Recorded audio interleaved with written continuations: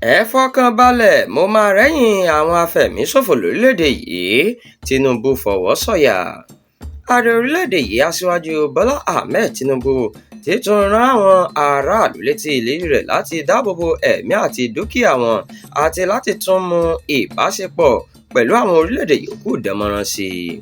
Ó ní ìjọba òun ti ń bá àwọn orílẹ̀‐èdè yòókù sọ̀rọ̀ fún ìrànwọ́ láti fòpin sí ṣekúpani tó ń fojoojúmọ́ jà rìnrìn ní Nàìjíríà.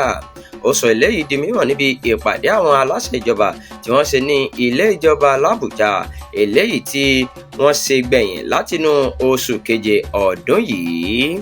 Ìpàdé ọ̀hún ló wáyé kíákíá lẹ́yìn ariwo tí àwọn kan pa pé ìṣekúpani ti pọ̀ jù lórílẹ̀‐èdè yìí. Nínú ọ̀rọ̀ ìṣáájú rẹ̀, ó ní ohun tó burú jáì ní bí ààrẹ orílẹ̀‐èdè Amẹ́ríkà Donald Trump ṣe sọ pé ọ̀rọ̀ orílẹ̀‐èdè Nàìjíríà fẹ́ àmójútó báyìí.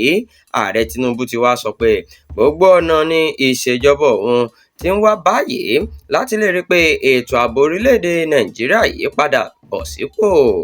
Ó dúpẹ́ lọ́wọ́ gbogbo àwọn ọmọ ìgbìmọ̀ rẹ̀ fún bí wọ́n ṣe gba ìṣọ̀kan láàyè tí wọ́n sì dúró ṣinṣin nínú òtítọ́ inú láti rí i pé orílẹ̀‐èdè yìí gòkè àgbà.